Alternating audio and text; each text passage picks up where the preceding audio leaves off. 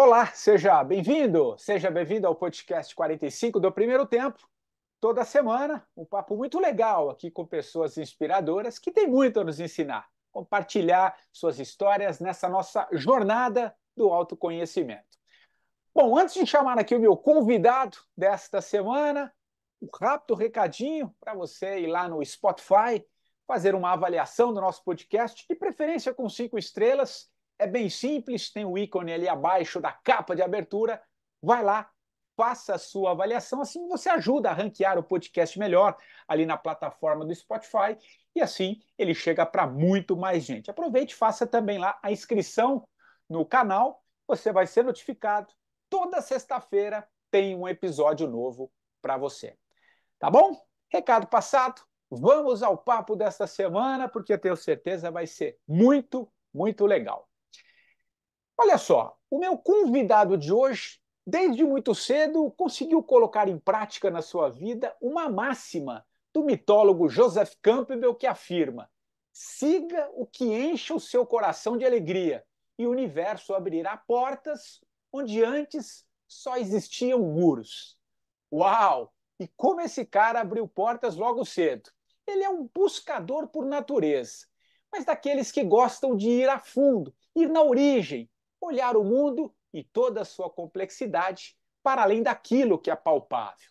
Precoce no mundo da espiritualidade, vem de uma família espírita.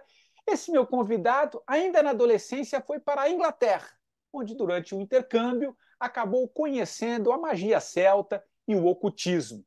Foi a porta de entrada para assuntos mais profundos, para dali a alguns anos se tornar um dos maiores pesquisadores brasileiros sobre ordens iniciáticas, mitologia e oráculos.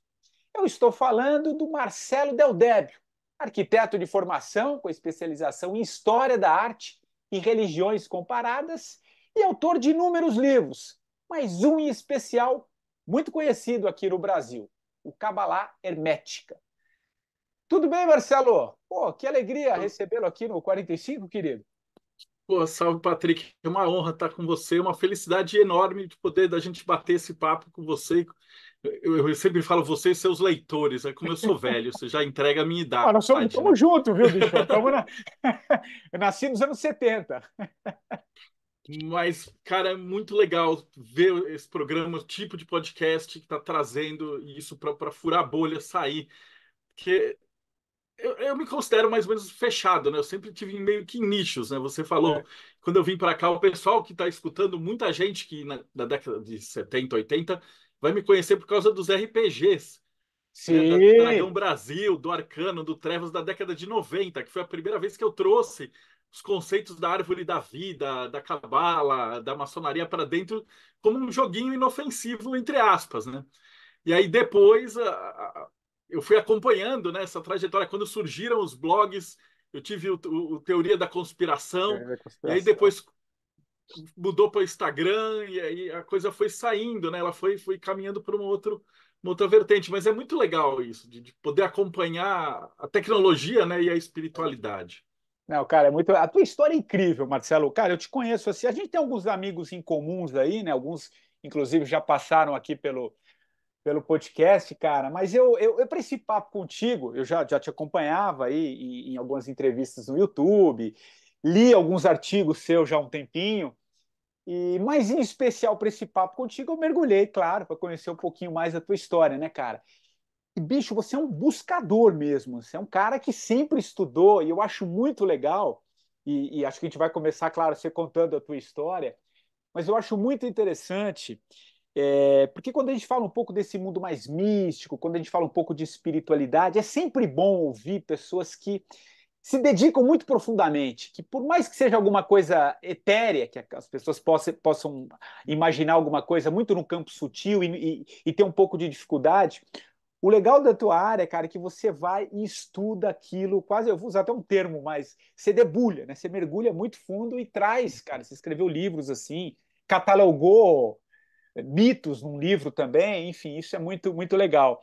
Então, cara, a gente pode começar pelo começo, a tua história, cara, de onde vem essa tua busca? Eu sei que você vem de uma família espírita, como disse, né?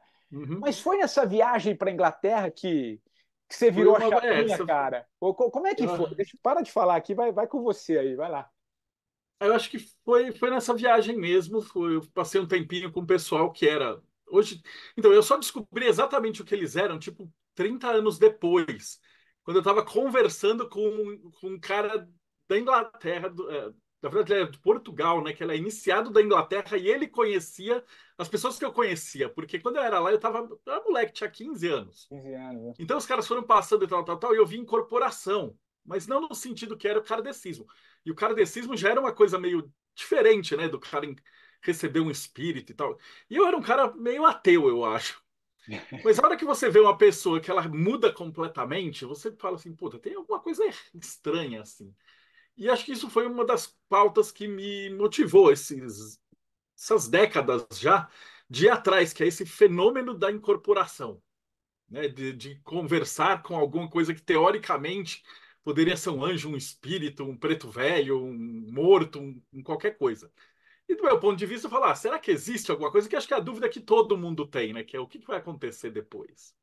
E acho que essa é a dúvida que todo mundo sempre teve há 40 mil anos atrás, até hoje, né? E depois eu vou contar algumas coisas bonitinhas assim dentro da Cabala trata até disso, né? Eles têm o Aleph, é o sopro de Deus, e a casa de Deus. Eles trabalham com uns pontos assim que até hoje a ciência, onde a gente está nesse ponto, a gente não consegue passar desse emaranhado, né? Porque você tem uma pessoa que está viva, existe um estalo, a pessoa morre e não dá para trazê-la de volta, ou às vezes dá, mas você não pode pegar um corpo morto que tem a mesma quantidade de células que um corpo vivo e esse sopro de Deus foi embora, né? A pessoa morreu. E aí como é que faz? E esse é um mistério que vai ser digno de todos os Nobels da medicina, de quem conseguir desvendar esse sopro de vida, né? Que vai embora e volta. Não volta, né? E aí começou aí.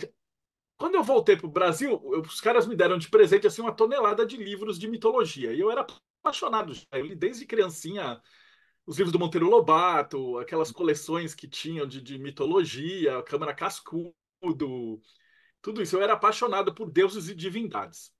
E eu falei, eu quero escrever uma enciclopédia de mitologia. Né? E eu penhei ali uns 10 anos da minha vida numa época que não tinha computador, não tinha internet, não tinha nada, né?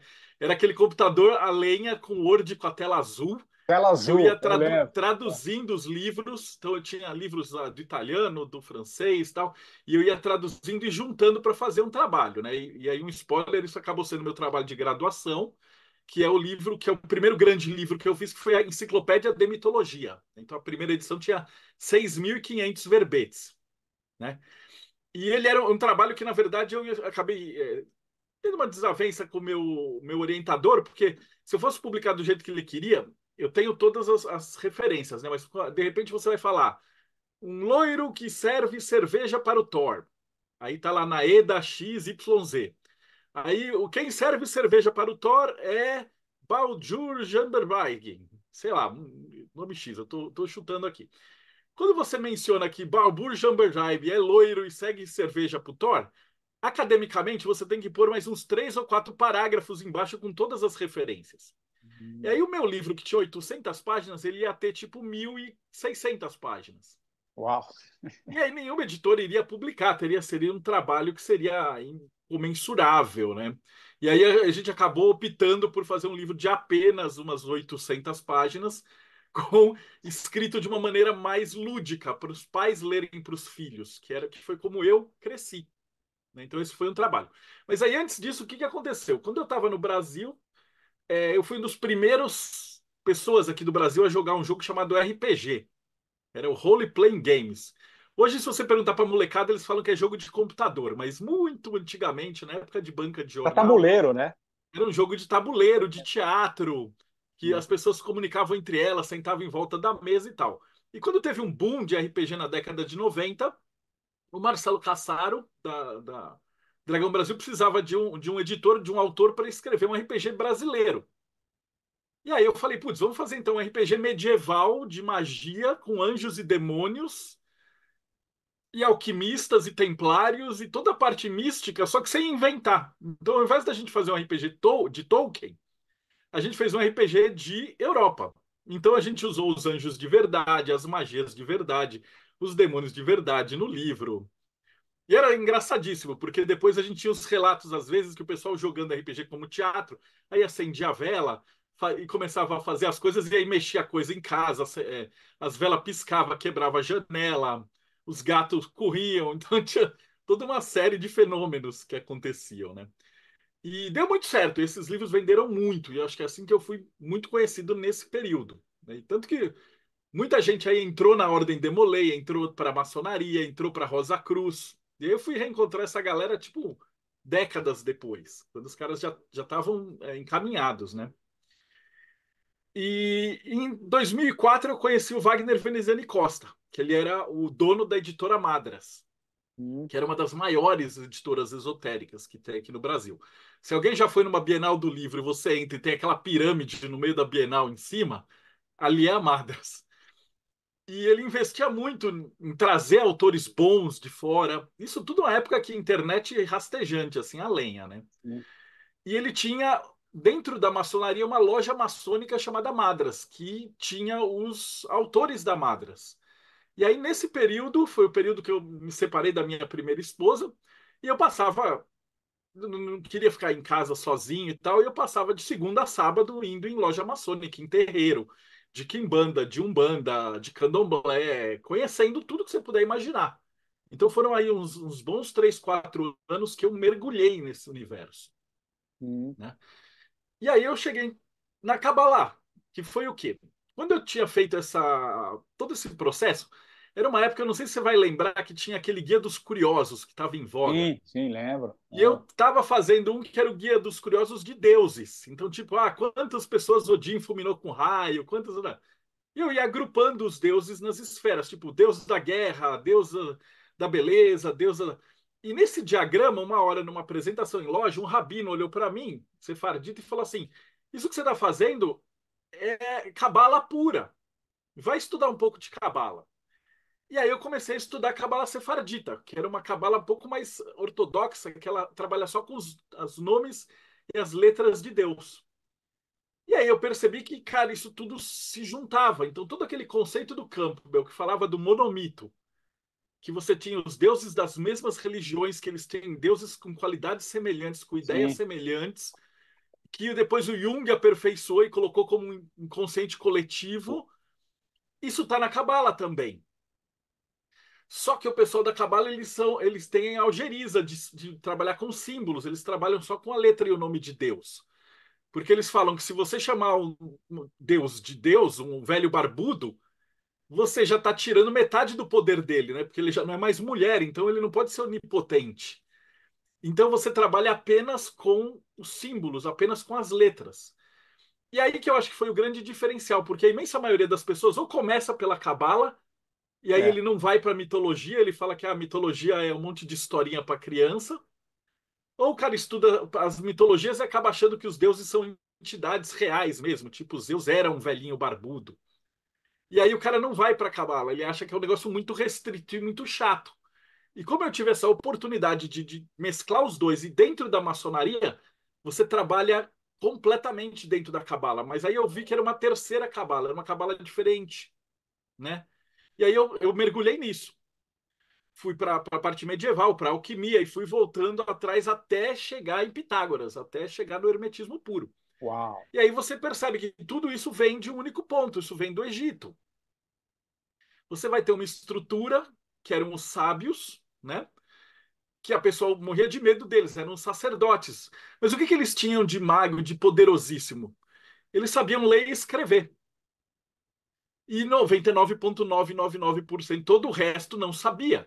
Então eles olhavam um sábio daqueles, o cara, imagina assim a figura, né? Você é um camponês. E aí o cara acabou de chegar na cidade, ele olha para uma parede que está cheia de desenhos e símbolos. E aí, de repente, ele começa a falar a história da sua cidade, a história do seu país, a história dos deuses, a história tal. Você se pergunta, de onde veio isso, né? E tem um conto que eu adoro falar nessas palestras, que é um texto do Carl Sagan, né? Que ele fala que o livro é a prova que o ser humano faz magia. Porque você está olhando para uma casca de árvore que está com uns borrões de tinta, e aí tem um maluco que morreu 300 anos atrás, ele conversa com você dentro da sua cabeça, Uau. e a hora que você termina de ler o livro, você tem um conhecimento novo que veio literalmente do nada. E Uau. você se tornou mais Nossa, nunca, sábio. nunca tinha ouvido esse conceito. Maravilhoso, cara. Se isso Maravilhoso. não é magia, o que que é magia, cara? Você literalmente aprendeu uma coisa nova do nada, do ar. Uau. E aí você tem essas ideias. Por isso que quando você fala de quatro elementos, terra, fogo, ar e ar, não é literal, mas são coisas simbólicas, né?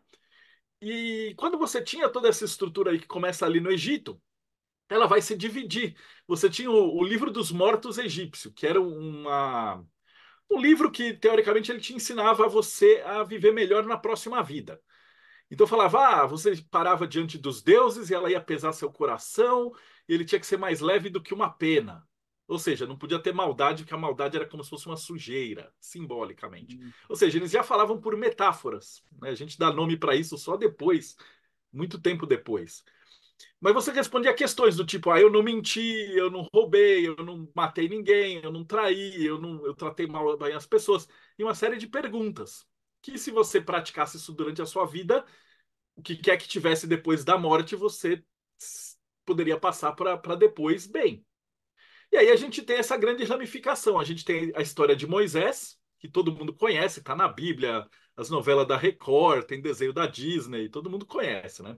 Ele abre o Mar Morto, salva os judeus. É. E aquela estrutura vai ser o que a gente chama de Cabala judaica, que é os 10 mandamentos, que são as 10 sefirot, né, as esferas, com os 22 caminhos que conectam o ser humano até Deus.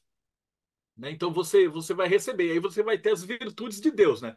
A beleza, o rigor, a misericórdia, o esplendor, a razão, a emoção, a intuição.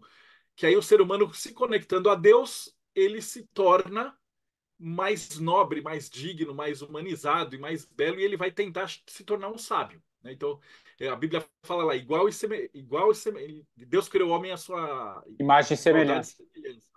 Então, a Ah, gente tem a imagem e, através de bons atos, a gente tenta se tornar semelhante.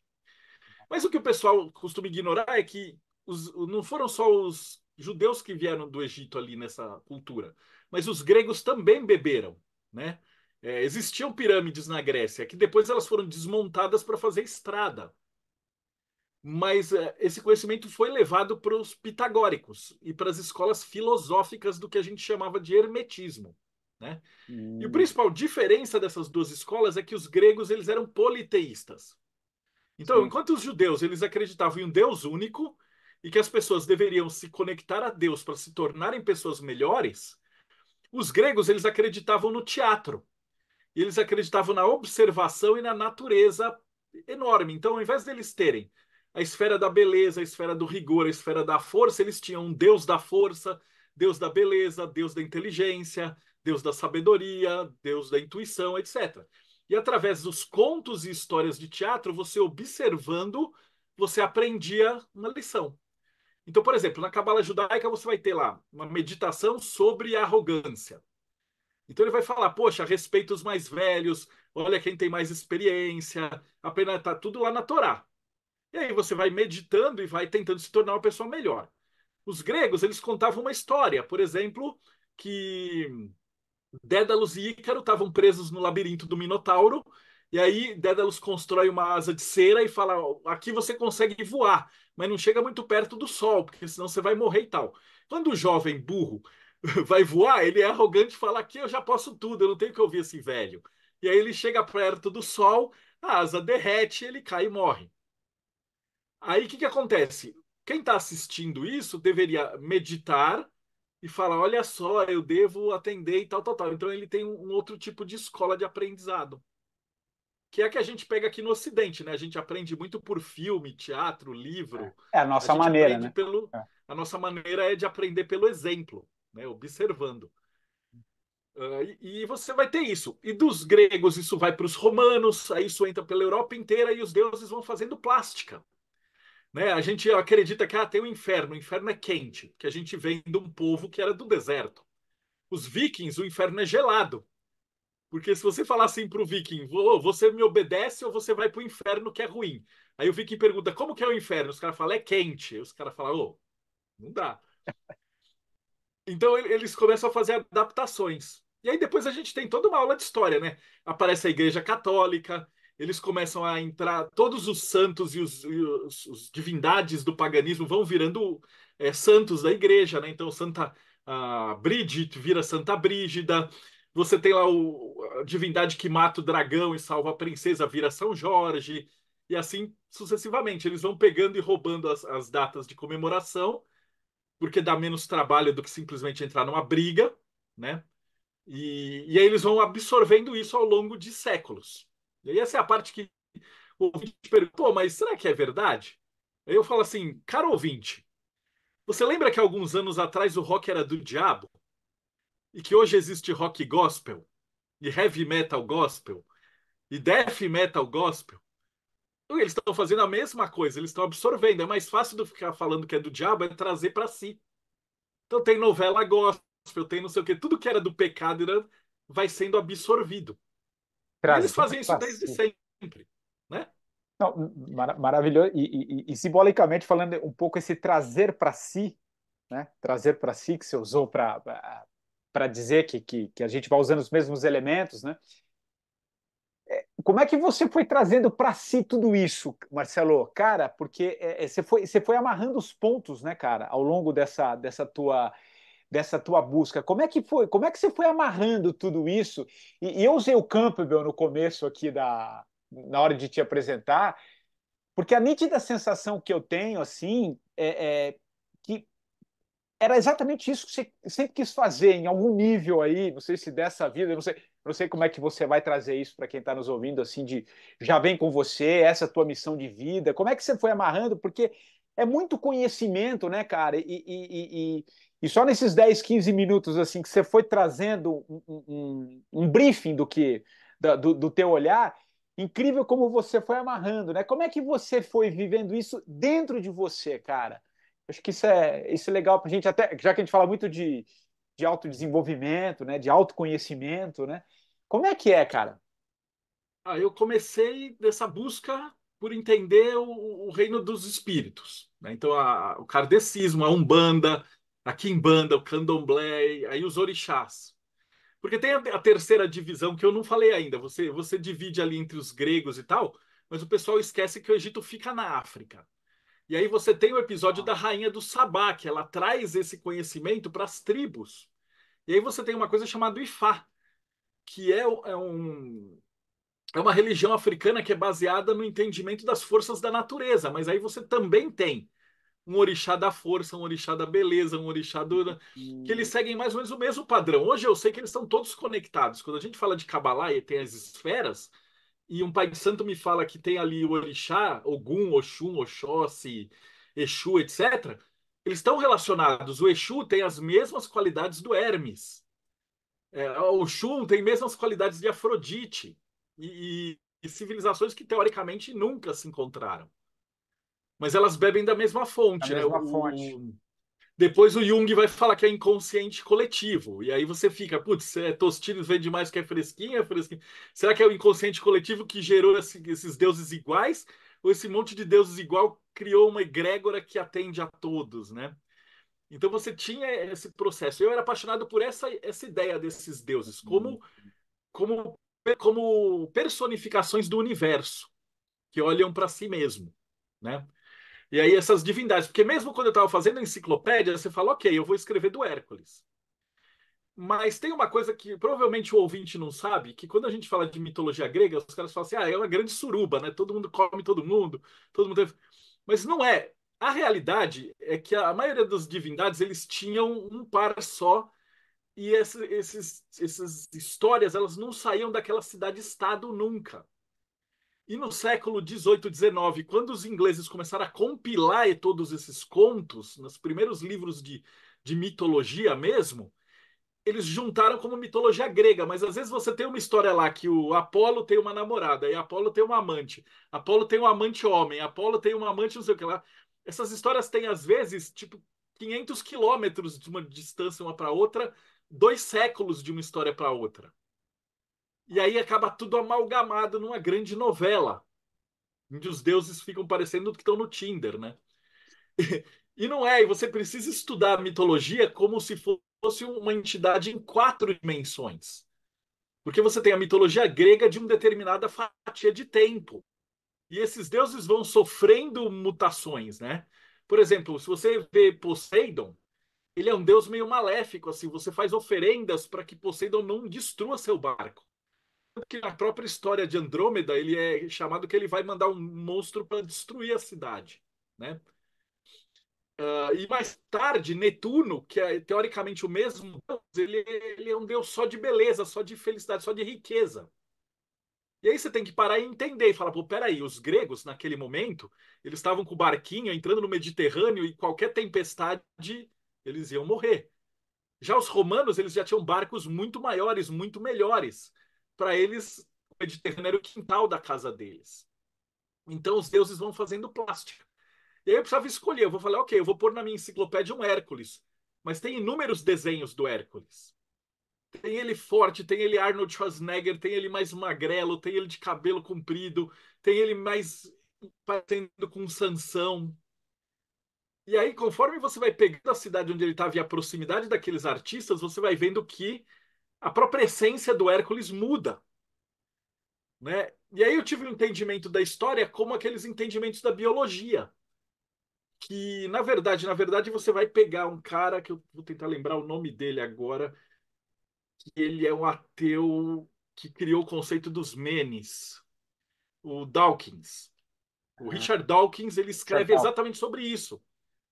Que o conceito de meme para ele também pode ser passado para divindades. Então você vai vendo que existe uma árvore genealógica e uma árvore biológica e uma árvore evolutiva também de divindades. Então eles se misturam. Você tem o Odin, aí você tem o Wotan, que o Wotan ele tem qualidades que são meio de ladrão, de picareta, e o Odin tem qualidades que são mais próximas de Zeus. E aí você vai percebendo tudo isso. Eu passei a enxergar a mitologia como uma grande tapeçaria, que é justamente como os nórdicos representavam. Eles tinham as três velhas, que a realidade para elas era uma tapeçaria, que uma delas fazia o fio, a outra media, a outra cortava. E os gregos também tinham essa estrutura. Então eles pensavam desse jeito. Eu acho que a humanidade foi perdendo isso. Essa beleza de você conseguir se interconectar com o mito. Então você tem uma parte da realidade que acha que o mito é tudo besteira e não serve para nada, e você tem uma parte da realidade que os mitos é tudo de verdade literal. Quando seria são símbolos que a gente pode beber para a gente melhorar como pessoa, Não, né? E sem dúvida. essa é a parte que eu amo. Não, e é interessante que de fato foi perdendo, né, ao longo da história. Mas trazendo para esse momento, Marcelo, você acha que há um renascimento, uma busca? As pessoas hoje estão mais interessadas? Você vê em algum campo desse momento que a gente está vivendo, com tantas transformações, cara, uma redescoberta dessa simbologia, desse papel do mito para as coisas contemporâneas mesmo que a gente está vivendo? Acabamos de passar uma pandemia mundial, a gente tem um jogo político forte acontecendo no mundo, né, na geopolítica do mundo. Como é que você olha, cara, isso tudo e você vê de fato esse redescobrimento dos mitos nesses aspectos? Então, sim e não, cara. Eu ia Sim, te não, falar o boa. seguinte: você tem no pessoal que é mais culto, que tá cada vez mais raro e mais fechado, porque o extremismo vai puxando as pessoas para dois. Você tem dois Uau, polos doentes, assim. legal isso Um que você vai deles que falar. é meio marxista ateísta, que é o que o Campbell chamava de burro, que é o cara que acha que tudo é mentira, tem que ser destruído e tal. E você tem um campo da direita que acabou ficando fanático, religioso, evangélico, que também acha que tudo é mentira e só tem um Cristo que é literal. E essas duas dissidências burras, elas estão cada vez maiores, né? Mas eu acredito que o seu ouvinte é o povo que eu acho que melhorou. É a galera que ainda está Com buscando certeza. diálogo, conhecimento. São os poucos que a gente está tentando salvar. E aí, nesse grupo da camada da realidade, eu acho que está melhorando. O pessoal entendeu que, cara, do mesmo jeito que eu posso usar o Super-Homem como um exemplo, eu posso usar, de repente, o Enéas, ou Odisseus, pelas histórias de vida dele, né? É como um cara que ele, sei lá, ele tá num negócio e alguém vai vir subornar ele e ele tem uma estátua do Super-Homem do lado ali. E aí, quando a pessoa oferece aquele suborno, ele olha o Super-Homem e fala: o que o Super-Homem faria? E aí ele ganha uma força de vontade que ele não teria naquele momento. E aí ele consegue tomar uma decisão melhor para se aproximar do Super-Homem. E o Super-Homem não existe. Perfeito. Mas você entende o que eu quero dizer? Claro, Você claro, claro. utiliza aquele símbolo como âncora, né? Na Cabala tem a palavra tzadi, que é uma letra, que é um dos termos ali dentro da Cabala, que é você emprestar a força de um sábio. Mas esse sábio pode ser qualquer coisa, pode ser um sábio real, um rabino, tal, pode ser alguém que você respeite, pode ser um super-herói, pode ser um deus. Ele não precisa ser verdadeiro, desde que ele seja verdadeiro para você, né? E aí Perfeito. você vai ter essas transformações. Então, o que estava acontecendo nesse momento? Você tem essas três vertentes da Cabala. E aí acontece uma terceira vertente que é a Cabala cristã. Porque quando depois das inquisições, depois aí você vai ter tem o judaísmo, você vai ter o cristianismo, você passa pela Europa, aí vai ter o Islã. E aí mais para frente, depois das cruzadas e por volta do século XIV, os cristãos começaram a perseguir os judeus na Europa, principalmente ali Espanha, França, Sul. E aí eles falaram: ou vocês vão se converter ao cristianismo ou vocês vão tudo para fogueira. E aí surgem os judeus convertidos, né? Quem assiste seu podcast conhece ali o sul de Portugal, o sul da Espanha, vai ver que tem uma presença muçulmana muito grande, Muito uma forte, né? mistura cristã. E você vai ter um cristianismo esotérico nessa parada, que é uma base do que mais tarde vai virar alquimia. Porque vai ser o quê? Vai ser a cabala judaica convertida. Eles, em vez da Torá, eles usam o Velho Testamento, que é a mesma coisa, só que eles podem usar imagens, coisa que os judeus não podiam. Então, na Itália, a hora que esse movimento ferve, você vai ter o Renascimento, que foi onde eu fiz as minhas especializações. É a parte que eu mais amo, é o quadro renascentista, onde o cara coloca as emoções na tinta, nas imagens, nos símbolos, em tudo. Porque ele começa a trazer esses conceitos profundos da Kabbalah dentro das pinturas. Por exemplo, na Capela Sistina, se você olhar o teto da Capela Sistina, tem uma árvore da vida pintada lá, que é totalmente judeu, só que com símbolos tirados da Bíblia, do Velho Testamento.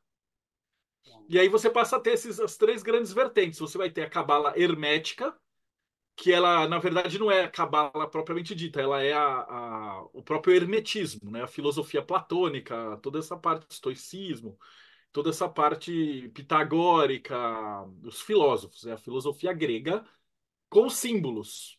Então você vai ter ali um pouquinho do tarô, um pouquinho de astrologia, mas não da forma como o pessoal conhece, que é muito vulgarizado. Não é aquela cartomancia para adivinhar o futuro. O tarô, ele surge como uma maneira de você aprender hebraico entre os sábios, e ele disfarçado de jogo. Então, pro ouvinte conseguir entender, você lembra quando a gente era criança, ou quem tem filho, que tem aqueles caderninhos que você tem lá, A de abelha, B de bola, C de casa, e aí tem a letra C, e aí tem desenhado uma casa? Sim. Um deck de tarô, ele é mais ou menos isso para você aprender o hebraico. Então, quando a gente está falando ali, por exemplo, louco, a gente está falando da figura da letra Aleph, que o nosso alfabeto latino ele é vulgar, né? Então, quando você está falando assim, Marcelo, Patrick, é um conjunto de sons. Mas quando a gente está falando do hebraico, o hebraico antigo principalmente, cada letra é um conceito. Hum, Então, quando eu estou falando de Aleph, eu estou falando do sopro de Deus. Então, ele é a primeira emanação de Keter, lá da divindade, que cria todas as almas, e cada alma tem um sopro de Deus.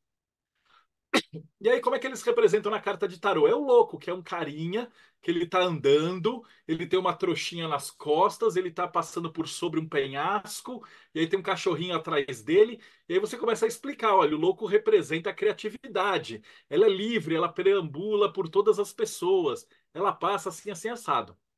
Aí a próxima carta é o mago, que é Beit. Beit é a casa de Deus.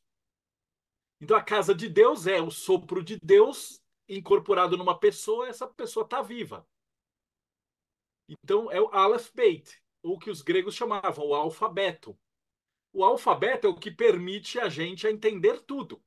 Então, se você que está me escutando, se você não tivesse o alfabeto português na sua cabeça, você não estaria entendendo uma palavra do que eu estou falando. Exato. Se eu estivesse dando essa entrevista em russo, nossos ouvintes brasileiros não entenderiam nada do que eu estou falando. Então, sem o alfabeto, você não compreende o mundo.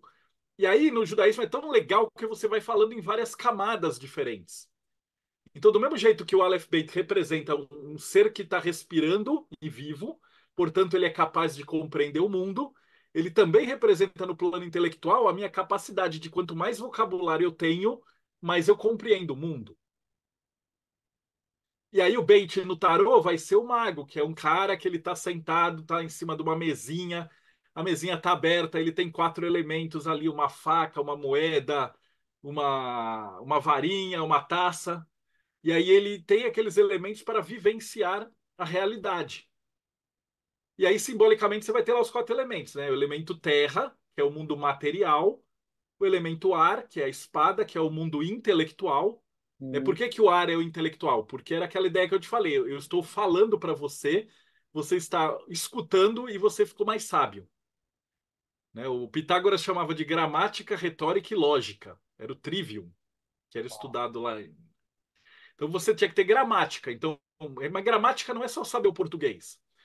É, por exemplo, saber construir o mundo, né? Então, por exemplo, se eu fizer um shampoo e mandar para a China, eles montam um shampoo lá.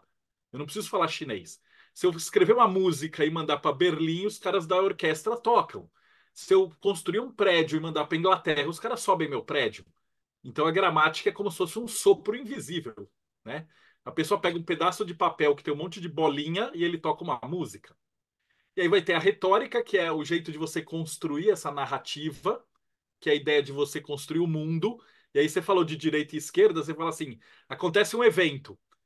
O jornal de direita noticia, o jornal de esquerda noticia. Parecem mundos paralelos e a Aliás, realidade não bate. aliás, aliás, deixa eu só te interromper. Parece que cada vez mais isso está claro, né? Nos dias de hoje, né? É o mesmo assunto e você usou o termo narrativa de forma completamente diferente, né? Eu que venho do universo político, né? Trabalhei durante muitos anos na política. Não é possível que aquele é o mesmo assunto que a gente está dizendo, mas de formas totalmente diferentes, né? Isso está mais forte agora, Marcelo? Você Muito percebe isso mais, muito porque o mais? Por pessoal quê? dominou isso. Por Muito quê? mais. Porque o Shakespeare foi o primeiro que falou: a pena é mais forte que a espada.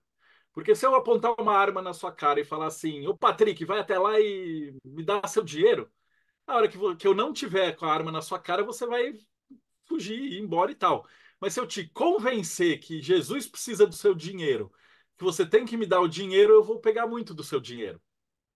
Uau! Então você vai ter um monte de ideologia aí, né? Então a batalha do século XXI é a batalha ideológica, não é uma batalha de guerra. É uma batalha de redes sociais. O dinheiro é a sua atenção, né? E aí a terceira parte, para Pitágoras, seria a lógica, que é a argumentação, que ao invés de ser uma luta de espadas, então, por exemplo, se eu quero te vender uma caneca e você quer vender uma outra caneca, a gente poderia fazer igual no Game of Thrones, né? Contratar uns gladiadores, eles vão lá, se matam, e aí quem ganhar, ganhou. Ou a gente pode argumentar.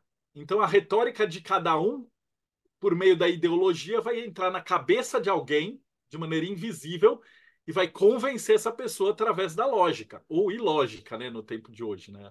E aí o emocional vai entrar, é o próximo elemento, elemento água, né? E você vai ter esse conflito dentro da mente das pessoas. Então esse é o Uau. elemento ar, não é uma espada mágica, é símbolo, né? E aí você vai ter a taça, que é o elemento água, que é o elemento da emoção, que ele diz que se você não tiver emoção, você pode ser um vilão. Né? Eu gosto de falar que você tem, por exemplo, na história do rei Arthur, que é um conto iniciático, ele sabe que ele vai ser o rei porque ele tira a espada da pedra. Então isso significa, traduzindo num símbolo assim, se você quer ser um bom jornalista, Você tem que estudar muito, você tem que tirar a espada da pedra bruta. Você tem que. Espada representa o quê? Teoria, prática. Você vai ter que ler um monte de livro, você vai ter que ver um monte de palestra, você vai ter que conhecer um monte de gente.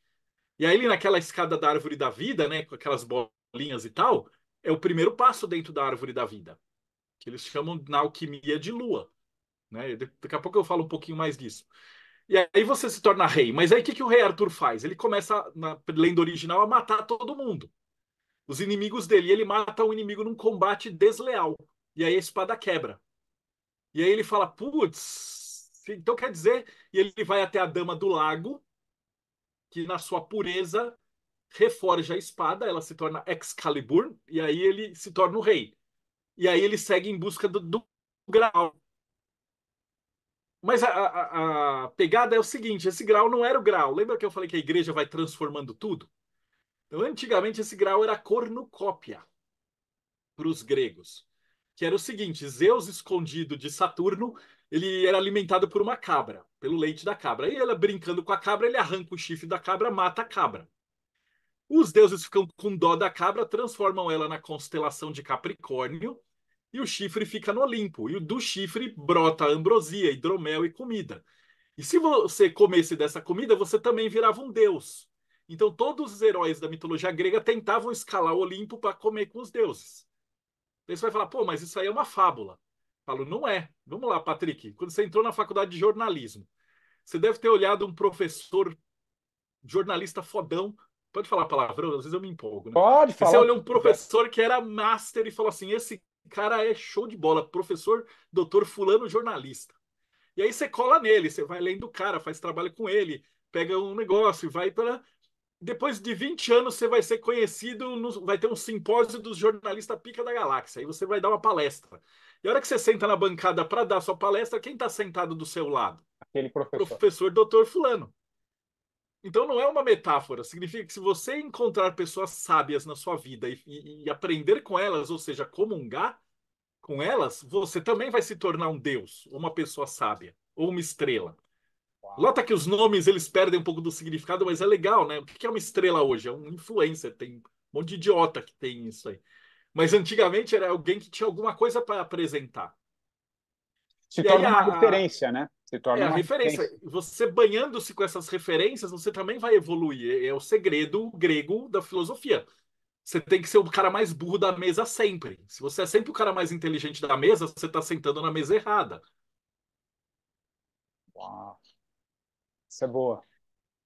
E aí o que aconteceu? Desse conceito da cornucópia, os celtas transformaram no caldeirão mágico de Dagda, que era um caldeirão mágico que se você tomasse dele, você ficava super forte, você voltava dos mortos e você conseguia vencer qualquer batalha.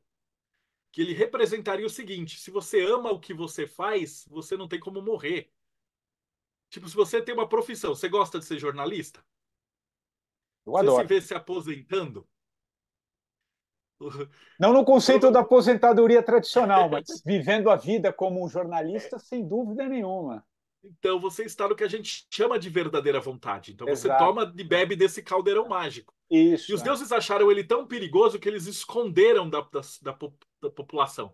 E aí o rei Arthur da lenda original ele vai atrás com 12 cavaleiros, que é igual Jesus com os 12 discípulos. É o mesmo conceito. E ele vai atrás de buscar esse caldeirão mágico. Quando a igreja viu isso, ele falou: mano, caldeirão é de bruxa, para com essa palhaçada. Agora, esse caldeirão vai ser uma taça. Essa taça recebeu o sangue de Jesus e você vai buscar a redenção espiritual para achar ela. E a moral da história é que o rei Arthur não encontra essa taça de jeito nenhum. Ele procura a vida inteira dele. Ele vai para a Escócia, não tá lá, e foi para a França. Ele vai para a França, não tá lá, né? E ele morre sem encontrar, porque essa taça é a perfeição. E a gente sabe, como pessoas que buscam a perfeição, que a gente nunca vai encontrar. Então, por exemplo, se alguém está escutando isso aqui, é um artista, e aí você pintou um quadro e falou, cara, minha obra-prima. Mas aí na semana seguinte você aprendeu um traço novo com carvão, uma técnica nova. Aí você olha para o seu quadro e fala, eu posso fazer melhor. Exatamente. É. Seu santo grau já não está mais no castelo, já está no outro castelo. Você vai ter que buscar. Aí você se esforça, fez outro quadro. Falar, agora é minha obra-prima. Aí depois você aprende a trabalhar com ouro, com fio, com não sei o quê, com pipipi. Falou, perdi meu grau de novo. Né? A princesa está sempre no outro castelo, né? Como diria o Mário. É infinito, né, Marcelo? Você É vai, infinito. você vai. É o paradoxo do buscador. Paradoxo do buscador. Não. E E falando em paradoxo, que é uma coisa que eu adoro, e você trouxe essa questão do caldeirão mágico, né? Aquela pessoa que consegue. Cara, eu gosto sempre de trazer. Eu acho que o legal desse papo contigo é que a gente consegue trazer esses elementos da mitologia e toda a construção, né? Que nos trouxe até aqui, até os dias de hoje, e fazendo um link com tudo que a gente está vivendo, né? Nos dias de hoje, né? Acho legal a gente conseguir juntar isso. Esse caldeirão mágico, cara, eu percebo, e eu queria te ouvir a partir dos conceitos da mitologia e toda a tua história, e a partir da tua história também. É, cara, parece que as pessoas estão querendo buscar esse caldeirão mágico. Deixa eu tentar ser o mais preciso possível. Elas estão querendo buscar de que maneira? É uma percepção que eu tenho, Marcelo, que as pessoas estão cada vez mais querendo realizar aquilo que está dentro delas, como propósito, já que a gente está falando de esvaziar um pouco a palavra, propósito também é uma palavra que se esvaziou, né, de alguma maneira, mas a gente ainda consegue entender o conceito do propósito, né, de exercer aquilo que talvez seja a sua essência, aquilo que tem mais a ver com a tua história. As pessoas estão querendo, né, em busca desse caldeirão mágico, mas ao mesmo tempo tem algo nesse, nesse campo e nesse meio do caminho que ela recua, né? E aí a gente uhum. pode entender como medo, né? Como dificuldade de dar esse passo da mudança, né? De dar esse passo de fé, para usar uma outra expressão, tal. E nunca na história, pelo menos assim, nunca na história, não, porque eu vivi a minha história, mas assim, mergulhando um pouco na história, eu não me lembro de uma época em que a gente teve tantas doenças emocionais como agora, né? Ok, tem uma explicação para isso. Depressão, burnout, suicídios, cara, isso tem aumentado muito. Então, nesse caldeirão todo aí que eu trouxe, trazendo para os dias de hoje, como é que você vê isso, cara? Qual que é a tua, que tipo de elemento e comentário que você traz, cara, sobre essas pessoas que estão querendo, mas ao mesmo tempo tem medo, não vai, e ao mesmo tempo tem todo esse momento que a gente está vivendo com tanta coisa acontecendo, cara. Então, dentro da Kabbalah, eles explicam isso como a árvore da vida e a árvore da morte, Uau! né? Eu estou terminando aqui essa última explicação. Por que que é importante falar da taça? Porque a taça é a busca e é exatamente isso que você falou. O rei Arthur vai atrás dessa taça e a gente vai também. Entendeu? Hum, Você vai ser decidido, falar o que que eu quero ser quando crescer, o que que eu quero ser Perfeito, da minha vida. Isso é perfeito. a taça simbólica do buscador, do hermético, né? E se você não alcança ela, você vai estar sempre buscando, né? Não é uma frustração porque você vai conseguindo, você sabe que está lá e vai mais um pouco. Mas aí você vai ter a barreira, né? Porque esse caminho, ele é chamado dentro da iniciação de o caminho da árvore da vida. Ou seja, nós estamos buscando nos tornar como o sol, que faltou o último dos elementos, que é o fogo, que é a coroa do rei Arthur. Né? Que se a gente tem ali o elemento terra, que é o útero, a mãe, a pedra simbólica, a coroa é o último elemento. Significa que não que você é rei dos outros, mas que você é rei de você mesmo. Você pode sentar em casa como jornalista de noite, repousar a cabeça e falar: eu sou ético, o meu papel está sendo cumprido, eu estou seguindo a minha verdadeira vontade. Você descansa. E aí isso a gente vai chamar de árvore da vida, que é aquele conjunto de bolinhas e caminhos e tal. Vai ser um pouquinho difícil de descrever só em palavras, mas eu vou tentar. Tá. Mas é como se fosse. Vocês já viram o jogo da amarelinha? Num parquinho de diversões de Sim, sim, criança? sim. E você tem lá a terra, e aí você tem 10, 9, 8, 7, 6, e aí a Até chegar pessoa ao vai céu. pulando até chegar no céu. Boa. Imagina esse desenho da amarelinha, tá ok? Quem está escutando a gente. Então, essa é a estrutura da vida. Então, quando a gente está começando agora, a gente está em Malkuth, que seria a terra. Então, Malkuth, para os cabalistas, é o mundo profano. Mas esse mundo profano ele vai ser rompido por um véu que a gente vai dar o primeiro passo para cair ali no número 9, que seria, na alquimia, a Lua. Está representado na Lua.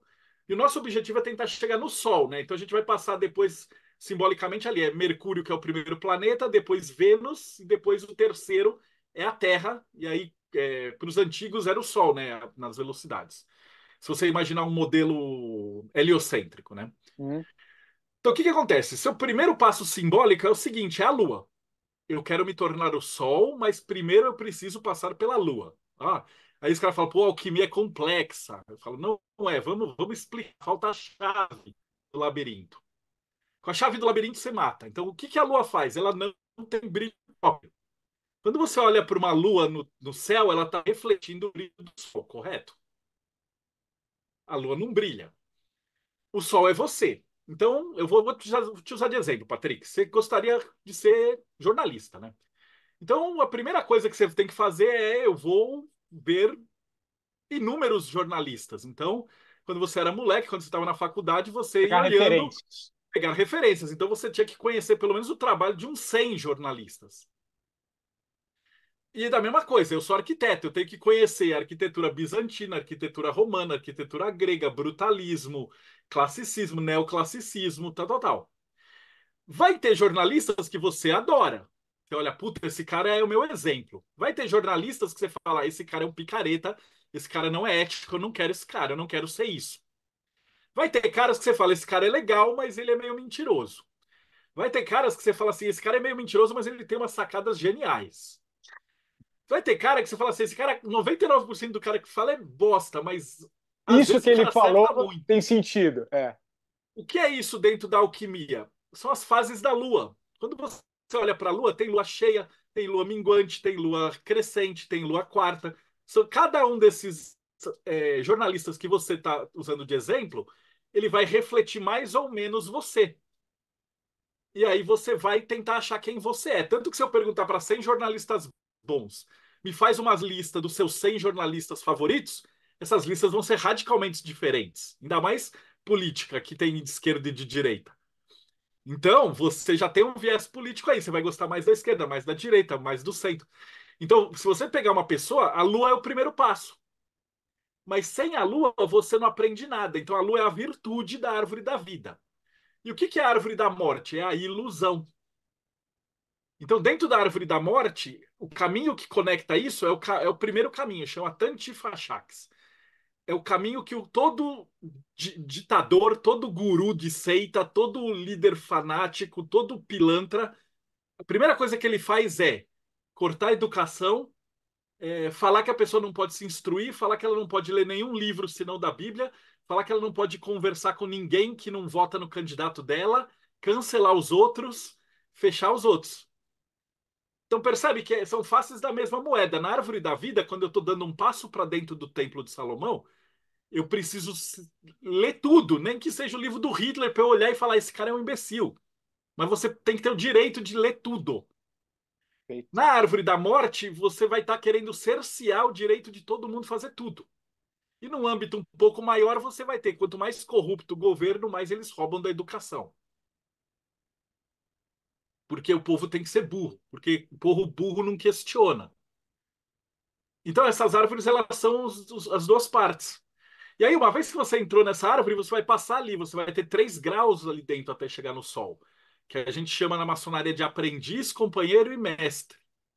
Então, o primeiro passo vai ser Mercúrio, que é o planeta que representa a intelectualidade. Então, Sim. quando você entrou para ser jornalista, é o primeiro, segundo ano de jornalismo.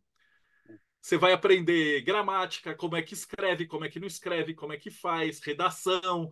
Você vai aprender a logística da sua profissão.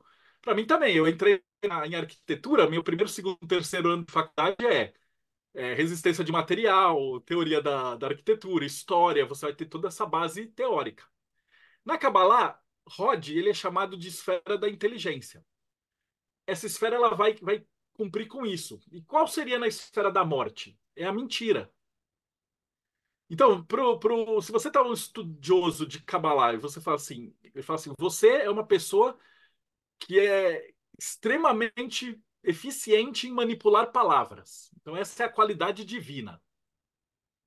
Você pode ser um excelente jornalista político ou você pode ser um excelente manipulador de fake news, picareta. Porque se o cara quer ser um excelente fabricador de fake news, ele tem que ser um bom, entre aspas, jornalista. Ele tem que ser capaz de enganar as pessoas. Você percebe que é a mesma qualidade, Exatamente. ela só é Perfeito. usada para o bem ou para o mal, e bem e mal são conceitos muito relativos. A gente fala em altruísmo ou egoísmo, né? Então você vai ter pessoas que vão sendo corrompidas aí na árvore da morte, e você vai ter as pessoas que vão estar nessa busca que você falou, que é a busca que os seus leitores, seus ouvintes estão tendo. Quem está me escutando agora fala, putz, eu gostaria de saber quem eu sou na Terra, eu gostaria de ter uma transformação na minha vida. E olha que eu vou falar ainda, esse ponto do sol é a metade do caminho. Jesus é só a metade do caminho na árvore da vida. Uau. Dá para avançar mais. Na alquimia, você tem a verdadeira vontade, mas depois tem a grande obra, que é o que você vai deixar depois. Primeiro você vai saber quem você é, depois você vai deixar alguma coisa de legado. E aí a gente continua na nossa jornada iniciática ali do Rei Arthur.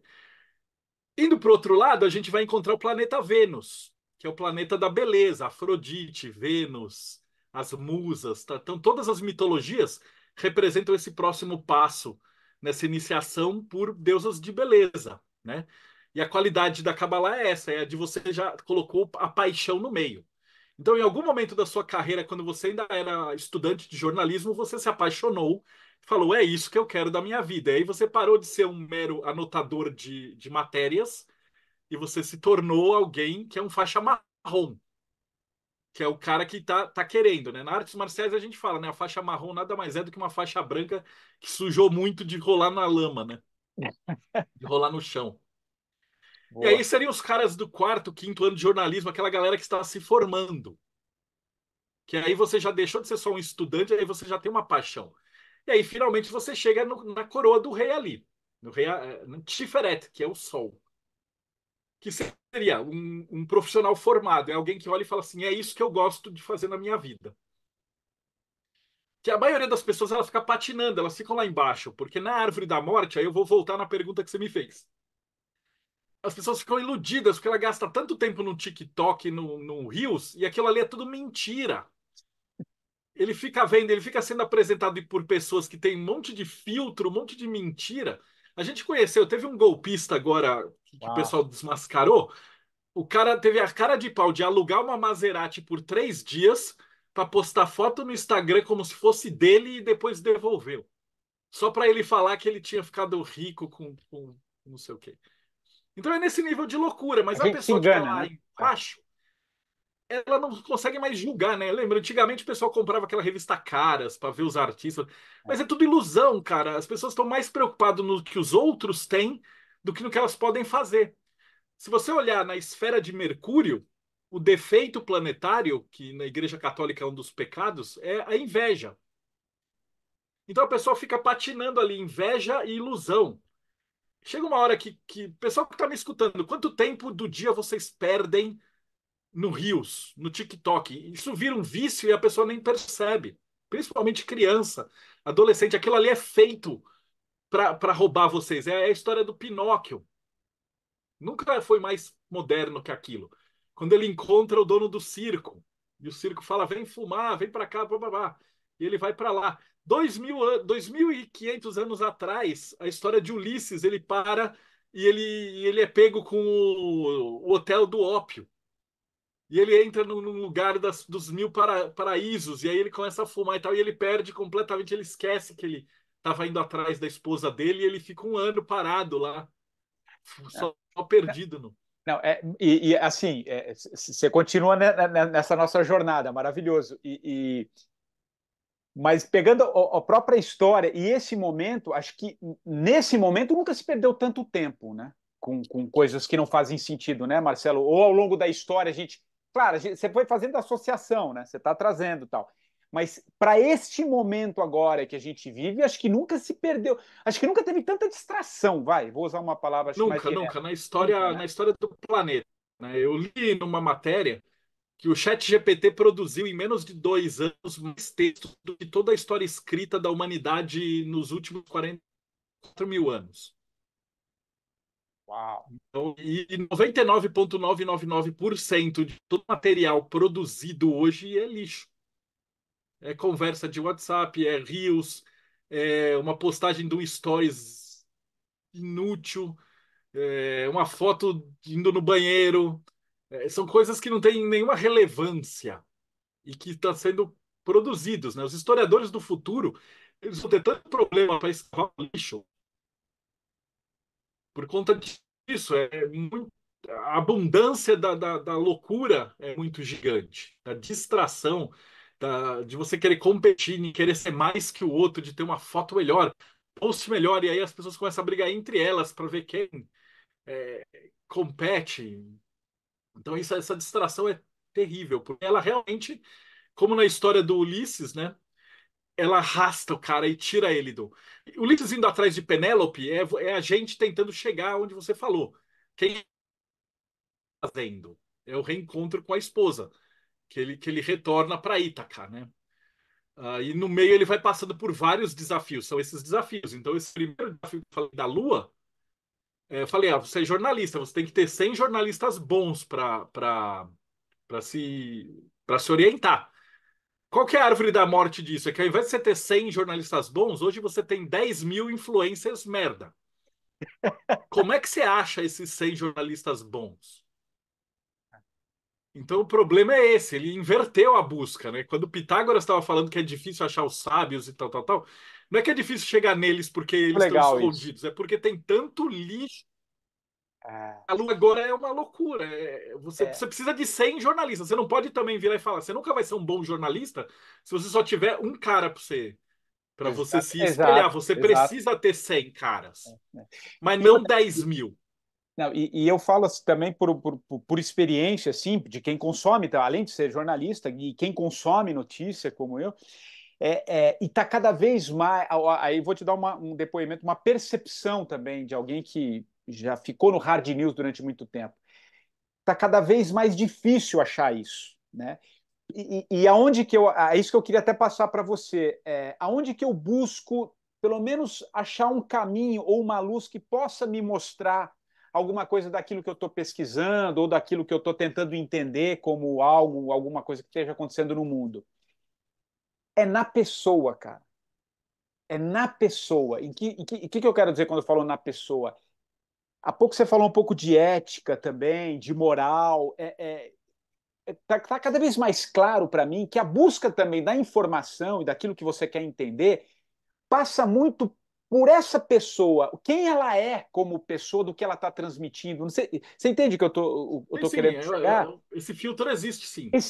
Eu acho que esse é o caminho, porque é tanta gente produzindo conteúdo, cara, é um mar. Tem muita coisa legal. Por exemplo, quem entra ali no teu canal vai encontrar uma explicação da cabala hermética, de ocultismo, baseado numa história de alguém que pesquisou, alguém que viveu, que tem uma integridade, que tem um sentido naquilo.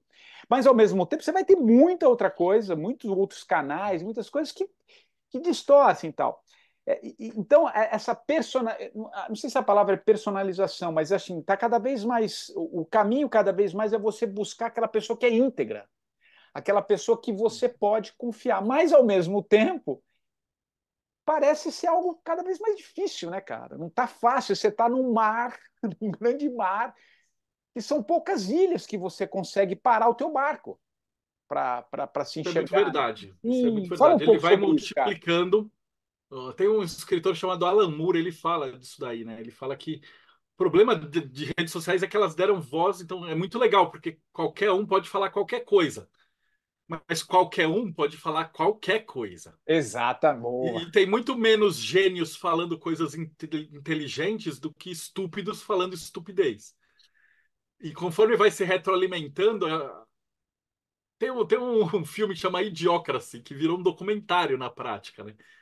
Que ele vai falando que é isso, a estupidez ela vai se multiplicando, multiplicando, multiplicando, multiplicando, enquanto as coisas boas elas vão resistindo ao tempo, ali é pouca coisa, né? Eu tinha um professor que falava uma frase que eu uso para minha vida o tempo inteiro. Ele fala assim: não são os livros clássicos que são difíceis, você que é burro. Ele fala: você vai ler Dostoiévski é bom. Tá difícil, é burro. Depois tem aquele outro que era um meme que falava: você não tem brio. Eu esqueci o nome dele, que é É, fantástico. Falava que não é difícil, você que não tem brio. O cara teve que formalizar, ele teve que escrever o livro, ele teve que escrever a fórmula. Você só tem que ler e entender. Então, se aquela a filosofia não é difícil, você é burro, eu sou burro, nós somos burros. Então, a gente precisa ir, Exato. porque a escola também tá burra. Então está cada vez pior. Por quê? Porque não há interesse de quem está no governo de que tenha alguém que pense. Porque aí vai questionar o milhão de gasto, mordomia, palhaçada, lei, aquilo ali em cima é um circo. É um E não grande ciclo, interessa né? para o circo que as pessoas entendam o que está acontecendo, né? Eles preferem, querem um Mas aí, tiririca. o Marcelo, mas o louco, né, cara, que tá aqui um outro paradoxo. É, ao mesmo tempo que isso está tão latente, né? Isso que você acabou de dizer, e a gente está nessa troca aqui, nunca existiu tanta possibilidade de você aprender como agora. Não, Aí, exatamente. Eu tenho no meu celular toda a biblioteca de Alexandria. Cara, na Wikipedia, em livros, em PDFs gratuitos, gratuitos que eu digo de direitos autorais livres, né? Os clássicos, tá tudo traduzido. Você vai no Google, assim, todo o conhecimento do universo, tá? O Einstein ia pirar no celular, mas as pessoas usam para ficar vendo, sei lá, piada de peido no Instagram, sei lá, no TikTok, no Kawaii. E falaram que tem um que é pior que o TikTok agora que surgiu. A coisa vai degringolando. é, mas como é que você vê isso, cara? Esse grande paradoxo, cara, essa possibilidade de você ter acesso a tudo. É o labirinto do Minotauro, da Boa, vamos alquimia. trazer É para o a próprio mitologia. Fala aí. labirinto. O próprio labirinto do Minotauro que ele vai te devorando é esse paradoxo, cara, que é ao mesmo tempo que você tem livros para ler, mas aí por onde eu começo? Então você precisa de alguém que pelo menos já trilhou um pouco para filtrar. Eventualmente você não pode começar a ler por Schopenhauer, você não pode começar a ler direto no Pitágoras, você precisa de alguém que vai comentar isso primeiro. E aí você vai. Você não pode começar a querer estudar o Einstein. Primeiro você tem que aprender matemática, depois cálculo, depois derivada. Né? E aí tem um outro filtro. Né? O que a gente procura fazer lá no projeto Mayhem, a gente tem mais ou menos 500 entrevistas, tem já há um tempo. É que a gente começou pegando as referências, que a gente estudava e falou: esse cara é sério. Aí a gente entrevistava o cara e ele dava as referências. Aí a gente pegava os caras que as pessoas indicavam e atrás falava: ok, esse cara é sério. E nem isso evitou da gente pegar uns caras que viraram picareta depois. Sim, A gente perfeito. teve que apagar a entrevista. É, Porque, cara, nem a gente é uma coisa. A corrupção é um negócio complicadíssimo para o ser humano, né? E a pandemia mostrou o que tinha de pior e de melhor em todo mundo, né? Então a gente viu gente que era sério e depois começou a vender pacto pela internet, né? O cara terminou loucamente, que você olha e fala, irreconhecível, não é a mesma pessoa que eu entrevistei. na minha área, acho que a pandemia escancarou o jornalismo em todas as suas faces, né? Enfim, aí eu entro até numa área que, nossa senhora, escancarou o que há de melhor e o que há de pior, né? Porque, enfim, e aí a gente passou por ela, né? Estamos vivendo esse momento agora de tantas coisas acontecendo, né? E a partir de todas essas infinitas possibilidades aí que a gente tem, Marcelo, como é que você vê este momento, cara? Assim, por essa busca mesmo, como é que você. Por onde você, por onde você acha que a gente vai caminhar, cara? Por onde a gente está? O que é a sua percepção, assim, o teu campo intuitivo? Eu sei que tudo que te povoa aí fala sobre esse momento, cara. Ah, eu acredito que você tem o teste de Saturno e tal. O livro que você mencionou do de Cabala, a gente não esperava que ele ia ser o sucesso que ele foi. Porque você chegou a ver, ele é um livro enorme, são É um 700 catatal, né? páginas, capa de um catatal, colorido, etc. É. E eu bati em várias editoras, nenhuma quis publicar. Eles falaram: você tá louco, né? Esse livro vai ser um absurdo e tal. E nesse exato momento surgiu o financiamento coletivo. Uau! E aí eu consegui, com os meus alunos, com o pessoal o pessoal financiar esse livro. E a gente conseguir vender bem mais barato do que teria que ser e tal. E aí a gente só usa financiamento coletivo. Então a gente tá conseguindo. E como essa estrutura da Cabala, ela é praticamente um treco que transforma a sua vida, se você só seguir esse passo, né? Por isso que os judeus são tão perseguidos. Que a gente brinca, né? Fala que esse cara vem com isso de fábrica. A gente tem que ficar estudando lá, Rod, Netizah, Tiferet. A maçonaria passa um pouquinho disso aí, a gente tem isso nas ordens secretas iniciáticas, mas a maioria das pessoas passa por isso batido. De vez em quando aqueles livros tipo O Segredo aparecem, mas eles pegam isso da Rosa Cruz também. Então, se Sem você dúvida. começa a estudar a Cabala, é o que eu te falei, é um checklist. Então, a gente está ali, por exemplo, chegamos no Sol, então você se informou. Os próximos dois planetas é Marte e Júpiter, né, que estão seguindo ali no sistema solar. Marte é o planeta da guerra, significa o quê? Os primeiros 5 anos de profissão.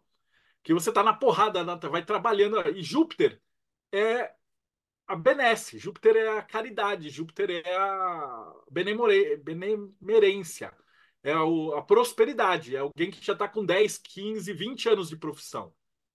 Então, o Hum, cara que está ali, ele vai fazer o que chama de grande obra, que é o que você vai construindo ao longo do tempo.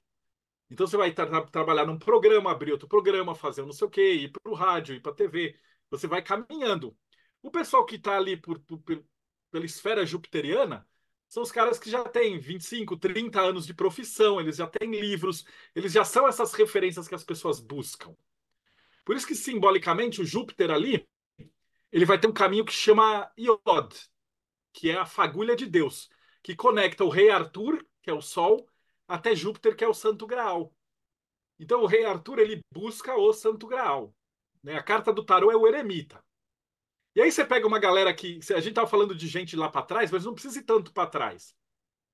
No Star Wars, e outra coisa, esse Yod dentro da pintura, ele é o verde claro. E o Yod é a letra, é a menor letra do alfabeto hebraico.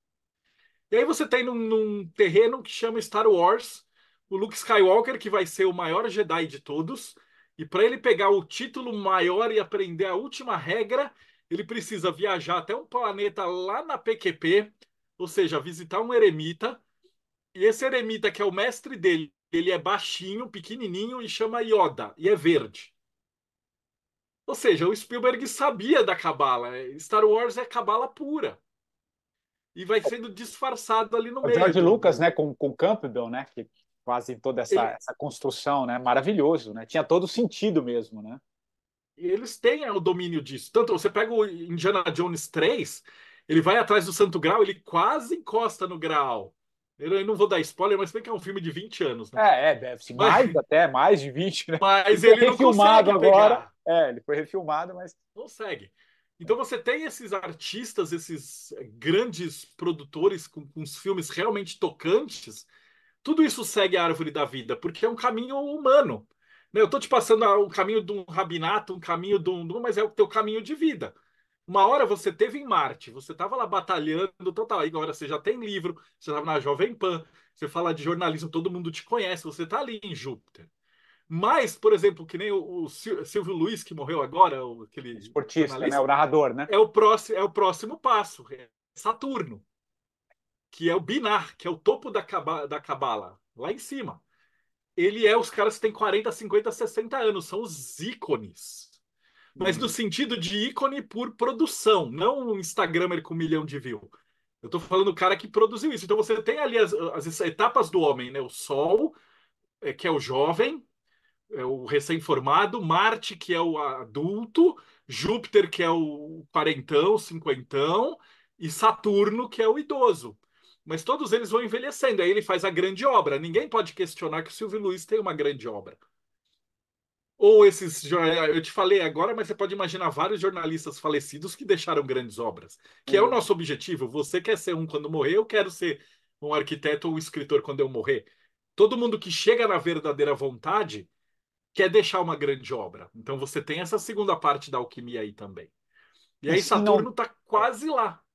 e se não deixa essa grande obra, se fica pelo caminho nessas distrações todas que a gente está falando aqui, há algo muito forte como frustração, inclusive naquele momento de quase que você está deixando esse mundo material para o outro campo, né? Eu entrevistei aqui há um tempo atrás um capelão que o cara tem um trabalho muito interessante lá nos Estados Unidos. Ele acompanha pessoas em fases, em doenças terminais, né? Pessoas em cuidados paliativos, né? Conviveu durante muitos anos com pessoas que estão falecendo, né? E ele fala muito desses arrependimentos que as pessoas têm de não terem conseguido exercer ou colocar em prática algo que é inerente de qualquer ser humano, né? Que é esse termo que você usou, né? Esse caldeirão mágico, né? De alguma maneira. Então, é interessante a gente olhar para isso também, né, cara? De entender que se isso não exerce em algum. Se isso não consegue vir à tona, em algum momento da própria vida, ela nos cobra, né, cara? Como é que você vê isso, Marcelo, também dentro disso, cara? Ele vai cobrar o tempo integral. Então, existe uma esfera central ali em cima que chama Da'at. Daí que vem o Darth Vader no Ah, negócio, que ó, ele caramba, é o meu. pai do Luke. Você vê, o Luke é irmão da Leia, ele é o Sol e a Lua. O Han Solo e o Chewbacca, ele é Marte. E Marte ali tem o sentido na cabala da carruagem, né? É a carruagem de Elias. As virtudes é a diligência e a ira. Então você tem a carruagem que leva o Luke Skywalker, né, a Millennium Falcon, e o Chewbacca que é a ira. O Dr. Jekyll e o Mister Hyde. Na Marvel também, você tem o Hulk, ele é o cientista e o monstro. Você percebe assim, os heróis são os novos deuses. Você tem o Capitão América no Sol, né, ele tem que morrer e renascer. O Capitão América ele morre e depois morre entre aspas, né, fica congelado e aí ele volta. Você tem o Thor que é uma divindade, como Zeus. Você vai ter um cientista que é o Homem de Ferro, que é tudo intelectual. Então, aí você vai ter Batman, Mulher Maravilha. É muito legal porque eu falo de mitologia, mas super-herói é a mitologia moderna. Eles bebem Moderno. dos mesmos arquétipos, né? É, Então, voltando, o que seria esse conhecimento que é da arte? Que é o que a gente vai deixar de legado, é aquilo que a gente tá, né? O Crowley, que era um ocultista do século XIX, ele falava que existe um abismo ali para você passar entre Júpiter e Saturno, que é justamente o que você falou, são as pessoas que não vão chegar nesse legado, ou porque elas se perdem, e elas literalmente elas caem nesse abismo. Ou elas entram em distrações, ou elas se metem em política e elas entram num espectro muito direita, muito esquerda e se destroem. Né? Eu vou dar até um exemplo. O Olavo de Carvalho era um puta de um astrólogo, um cara inteligentíssimo, né? O cara endoidou completamente. Ele terminou a vida dele completamente maluco. E você tem caras de esquerda que eram intelectuais e aí, de repente, o cara baba hoje. Então, é muito. E é Você, gozado que principalmente na política, vão você para tem os que distinguir extremos, né? muito. Os Quando dois o vão para os cara. extremos, né? É. E em algum Exato, momento esses extremos também se unem, porque na verdade é a mesma coisa, né? Você estica e chega no mesmo ponto, né? exatamente. Dentro da Kabbalah eles chamam de a torre. No tarô é uma imagem de uma torre sendo destruída por raios, assim. Que é aquele momento da vida que você fala assim, cara, não tem essas verdades, isso que você acredita como verdade absoluta, que é tipo assim, meu político é honesto. As pessoas acreditam nessa história.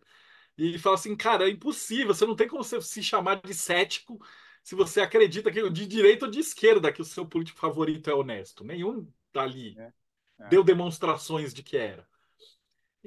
Então você tem essas coisas que a hora que o cara descobre, a torre cai, a pessoa desmorona.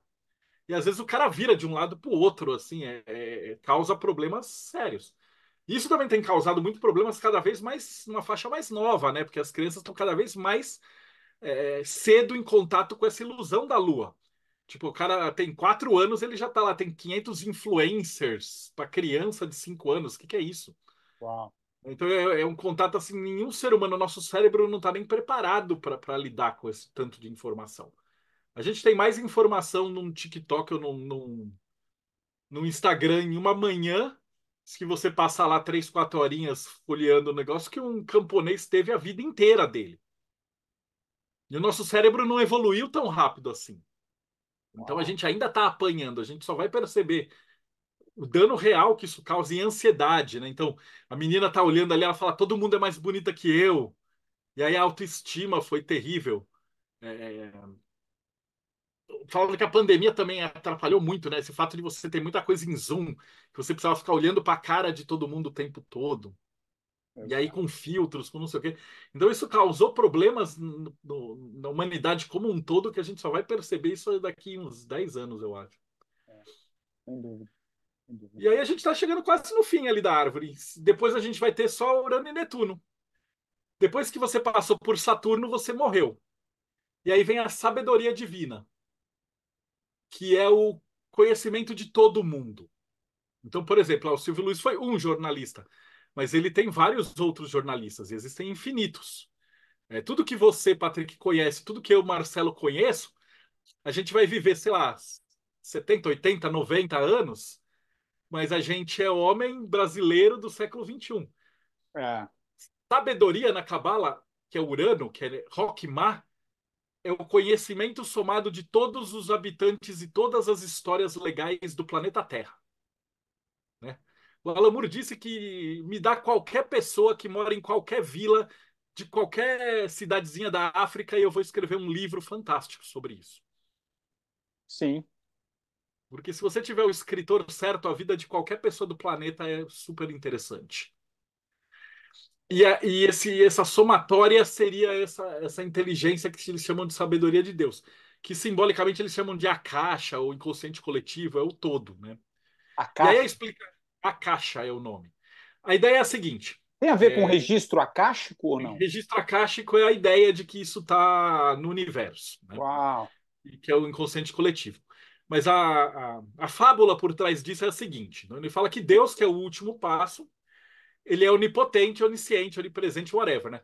Mas ele é onisciente, né? E todo mundo sabe que não tem nada mais legal no mundo do que aquela sensação gostosa de você aprender uma coisa nova.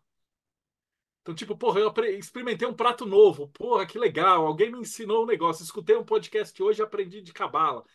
E te dá um quentinho, e é uma sensação gostosa, e não tem nada mais legal.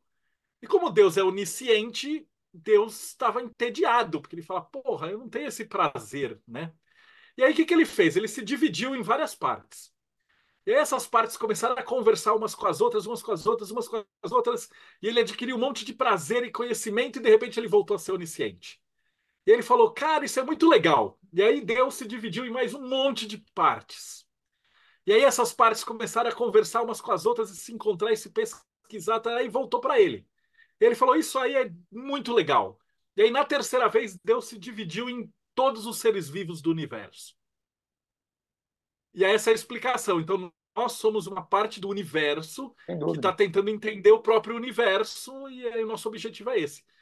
Então, essa onisciência de Deus, na verdade, não é um treco literal dos crentes, etc. Mas ela seria a somatória de todas as consciências do universo. Então, uma formiguinha é Deus. E se você é ateu, você fala, cara, é um jeito de uma supraconsciência do universo se conhecer, né, as vivências de todo mundo. Teoricamente, até um TikTok da vida seria uma somatória disso, né? Também, também. Boas e ruins, né? É uma somatória de tudo isso parado. E aí você teria o divino, que é o universo, Alá, Deus, o grande arquiteto do universo, o que você queira. E aí essa é a estrutura da Cabala, que é o que eu estudo, é o meu livro e é pelo que eu me apaixonei. Por isso que eu te falei, eu dou essa explicação em podcast de ateu, em podcast de É, religioso e todo mundo adora. é Porque eu maravilhoso. só preciso da sua vida, né? E a gente conseguiu passar aqui, trazendo esse momento, né, que a gente tem contemporâneo, que a gente está vivendo a partir de toda a árvore, né, toda a árvore da vida. Muito, muito legal, cara. E a gente está caminhando aqui para o fim, Marcelo. Pô, é uma delícia conversar contigo assim, cara, de trazer um pouco esses elementos, né, que às vezes a gente só vê ou escutou alguma coisa assim, mas que a gente consegue fazer um pouco o link com a nossa própria vida, né? Que acho que esse é o grande barato, né? Acho que esse é o grande segredo. Agora, um pouquinho antes da gente gravar, a gente estava conversando e acho que a gente podia encerrar com isso de alguma maneira também, que estava falando um pouco de política, né? Aí você falou um pouco da árvore da morte, né? Uhum. O que você. Por que eu estou falando de política? Porque eu trabalhei com jornalismo político durante muitos anos da minha vida, cara. Muitos anos da minha vida. Apresentei programas de política, fiz grandes coberturas de eleições também pelo Brasil afora, enfim. Mas chegou um determinado momento ali da minha vida que, cara, aquilo já não. É como se aquilo não mais me pertencesse, né? Mas é claro que também é uma grande idiotice, porque claro que eu cheguei até. Eu passei por tudo isso para entender outras coisas, né? Eu gosto também de uma frase que na verdade é do Saramago, né? Que ele fala você para enxergar a ilha você precisa sair da ilha, né? Para você enxergar a ilha você precisa sair da ilha e foi isso um pouco que eu fiz, né? Na minha própria jornada. Mas antes da gente gravar, você falava assim, cara, dá para falar um pouquinho dessa questão dentro da árvore, né, da árvore da morte, a questão política. E eu acho que nada mais contemporâneo, cara, do que a gente está vivendo. A gente está vivendo uma grande crise política também, né, cara? Aliás, ontem, o episódio vai ao ar sexta-feira, esse papo contigo, né? Mas ontem falei, caiu o helicóptero lá com o presidente do Irã. Enfim, cara, começa a surgir um monte de Super teorias. suspeito. Cara, e, pô, esse ano, 2024, é ano de eleição americana, a gente sabe o impacto que isso tem também em tudo, né?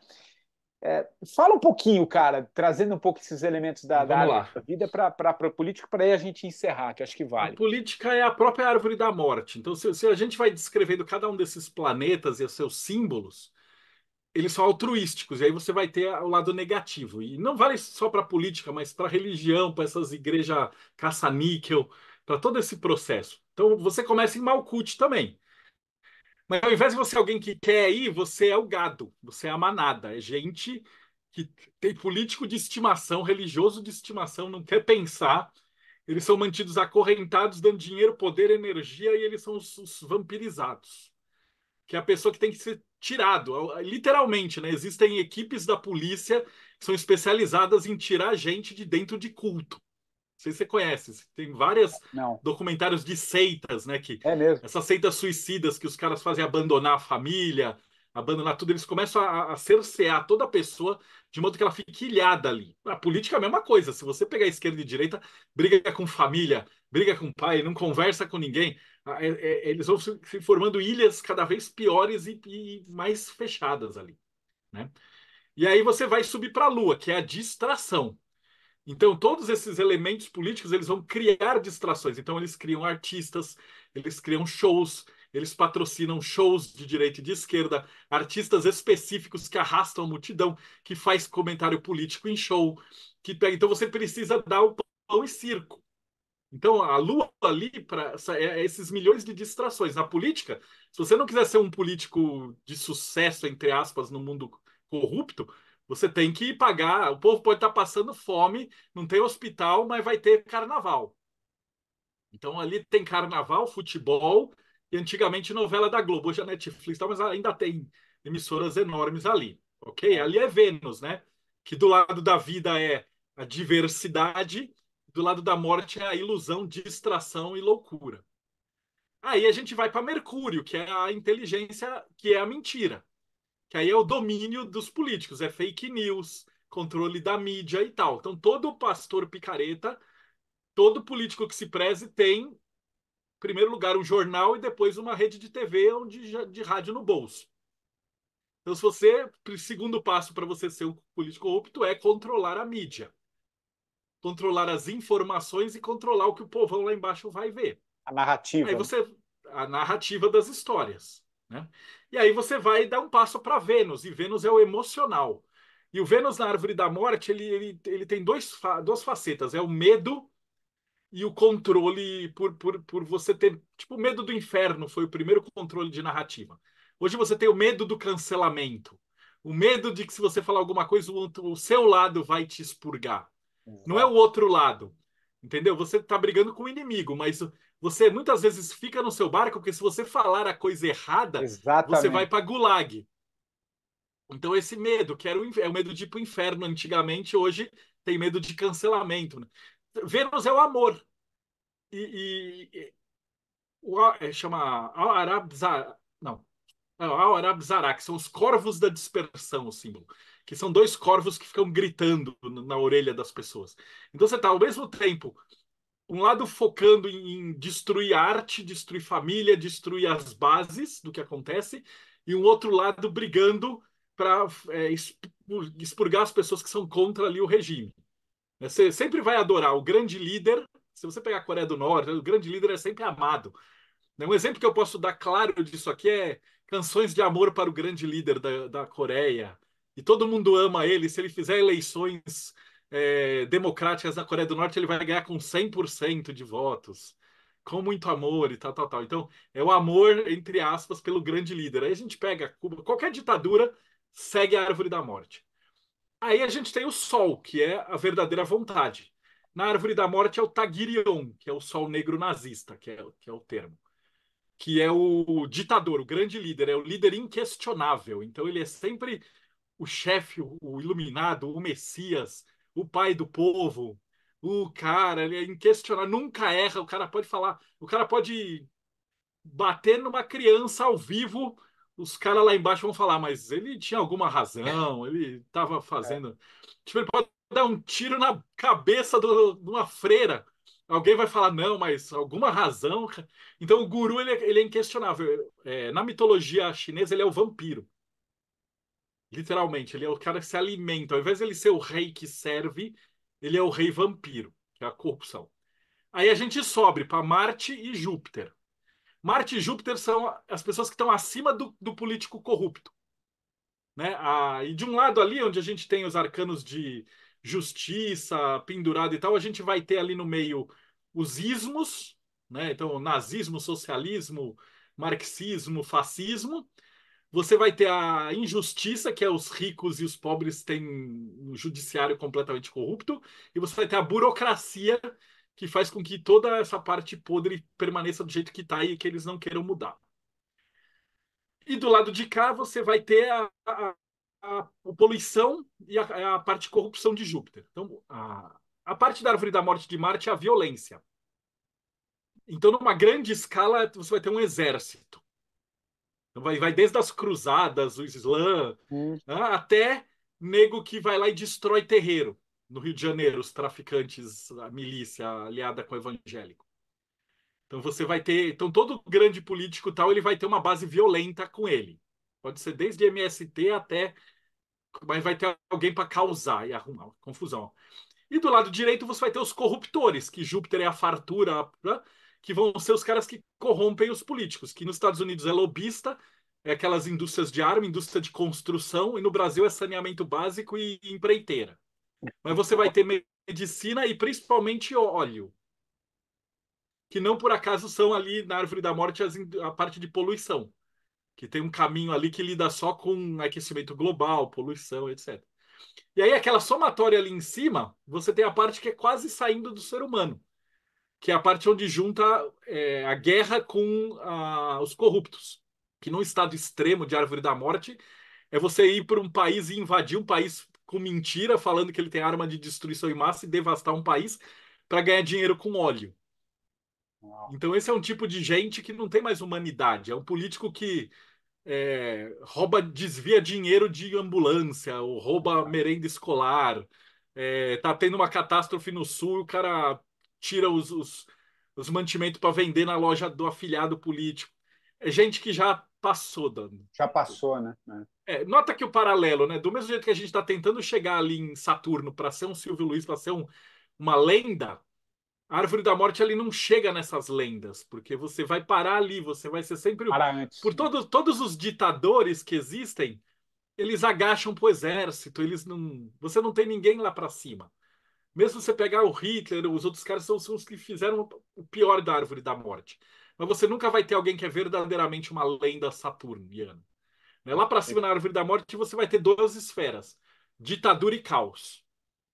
Então, de um lado, vai ter uma parte da árvore que vai tender a juntar o poder da corrupção em formas cada vez mais ditatórias. Então, vai tentar cercear leis, cancelamento, prender jornalista que fala mal de político, coisas mais ditatórias. E do outro lado, vai ter quanto mais lixo, mais poluição, mais baderna, menos você vai conseguir achar denúncia séria.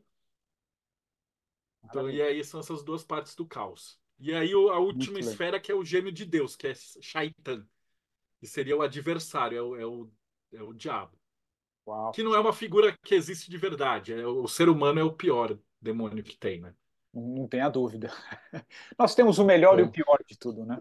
por isso que é legal, cara. A Cabala é tão bacana que mesmo que quem estiver assistindo a gente for um ateuzão, É, ele pode usar, cara, porque não é literal, é um símbolo. Quando você tá falando que ali é o Shaitan e tal, não é um cara de rabinho que vai estar no inferno. é. O cara que tá de rabinho que lá no inferno, acho que nem ele consegue pensar nas coisas que o ser humano pensa.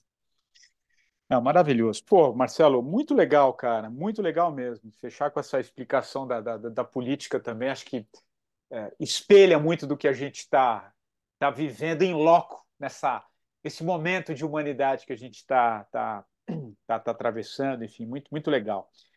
Cara, a gente está caminhando aqui para o fim, Marcelo, e a gente tem aqui uma biblioteca, né, do 45. Todo entrevistado indica um livro. Cara, a gente falou do teu. Você tem quantos livros? Você tem um monte, né, de livros publicados. Então, é O que eu tenho mais um livro de conhecido é RPG também. O mais conhecido são os os herméticos, né, de Herméticos. Cabala. É o Eu Cabala tenho um Hermético, Cabala de Hermético tarô, de Cabala Tarot. Hermética, a Enciclopédia de Mitologia.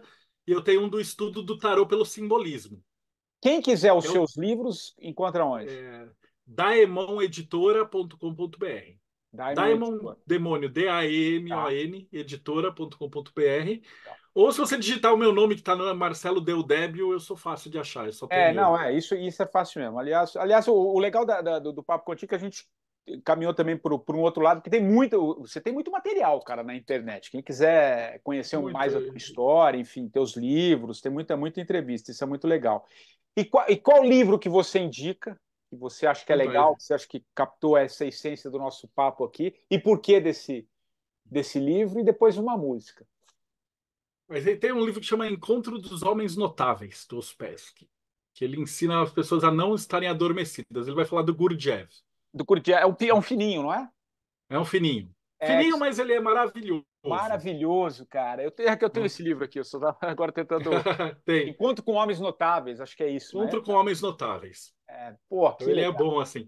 Eu ia Ali- deixar o 1984, mas ele virou um manual, né? Não é mais um livro que você aliás, vai acho que a falando. pandemia, a pandemia, Ele acabou esse livro, trucidando. acho que é o Então, livro que eu mais li e reli na minha vida, né? Eu acho que ele espelha, né? Acho que ele foi escrito para os dias de hoje, né?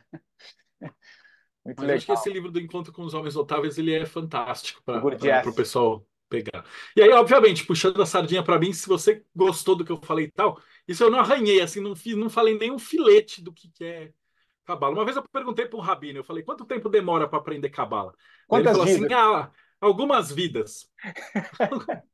Então eu também Bom, recomendo que é muito legal ver umas palestras minhas que eu explico melhor, mas, cara, é a estrutura. Se você gosta de religião, quem está escutando assim, aprender a estrutura da cabala, você vai aprender a estrutura de todas as religiões. E aí é, você vai ver, putz, eu gosto de estudar Azteca. Aí você vai vendo os deuses, a correlação tá na deles árvore da vida, né? tá na árvore, e aí você vai procurando os que você. Esse livro de mitologia está na quinta edição. E foi engraçado porque o pessoal do Guinness me procurou, porque ele é o livro em língua portuguesa mais completo de mitologia, né? Mas aí foi o dia que eu tive uma decepção, que eu descobri que o pessoal da Guinness, eles não são os caras legais que pegam os recordes do mundo e põem num livro. Eles são É. uma agência de publicidade. Ah, E, cara, mas valeu. muito, muito Então legal. tem um livro de mitologia que é bem bacana. Eu sei, hoje em dia, com Wikipedia, com computador, ele virou um livro de consulta, mas o público que compra ele costuma ser o que compra para ler para filho, Não, para é tirar muito, as muito. crianças da tela e ler, porque eu escrevi de um jeito que a minha filha, quando ela tinha 7, 8 anos, É. para ela pegar gosto por essas E mitologias. você Eu vou foi explicando. atualizando, né, Marcelo? Você foi atualizando também ao longo das edições, né? Foi, agora ele está com árvore genealógica de um monte de deus, é inteirinho colorido. Que Tem legal. 8.500 e tal lá É. verbetes. Não, Entendeu? maravilhoso. Trabalho, pô. A gente chegou no limite do papel de tamanho, né? Não, esse ficou para esse, Mas eu recomendaria o essa é de uma Cabala grande primeiro. obra, hein, Marcelo? Essa é uma grande obra que você deixa também, né? Assim, cara, isso é muito. O livro tem essa capacidade, assim, muito, muito legal. Eu estou terminando não, já terminei meu segundo livro, vou publicar em breve. Ou quando a gente consegue condensar algumas coisas que passar para o papel, né? Tem muita simbologia e o teu livro é fantástico, é objeto de estudos de muita gente. Isso é muito, muito legal. Ô Marcelo, e que música, cara, que você acha legal você sugerir aí pra gente encerrar esse Então eu vou papo? deixar pra gente fechar uma que sempre eleva o moral, não importa onde você tá, que chama Beautiful Day do YouTube. Ô, Beautiful Day, maravilhoso, gosto bastante, muito legal. Que legal, acho que ninguém escolheu essa música até hoje. Muito bom, muito bom. Valeu, Marcelo. Acho que a gente precisa marcar em breve aí um segundo tempo de papo, porque acho Ah, que assunto com você não falta, viu, cara? com certeza vai ser um prazerzão. Se tiver alguém que tá me ouvindo, que tem podcast, que gostou e tal, pega o contato com o Patrick, ou me procura, eu adoro falar de cabala, eu acho que tem. Um dos fatos de ter estudado arquitetura é que a gente pode pôr o dedo em qualquer coisa da humanidade, né? Os arquitetos são os caras que colocam a mão em tudo. E eu acho que esse conhecimento da árvore ele é muito legal, porque não importa a sua religião, não importa o que você Exato. acredita, mas ela te ajuda a transformar a tua vida, né? É Eu isso. adoro falar disso. Então, se alguém que está assistindo quer bater um papo comigo, eu sou facinho. Maravilhoso, maravilhoso. Obrigado, Marcelo. E o 45 do primeiro tempo, você já sabe, volta na próxima semana, sempre trazendo um novo convidado. Aliás, se quiser indicar alguém, vai lá também no meu Instagram, é o patricksantos.oficial. Mande um direct, quem sabe esse entrevistado, essa sugestão não aparece aqui também. Nós voltamos na próxima semana. Um abraço e até lá.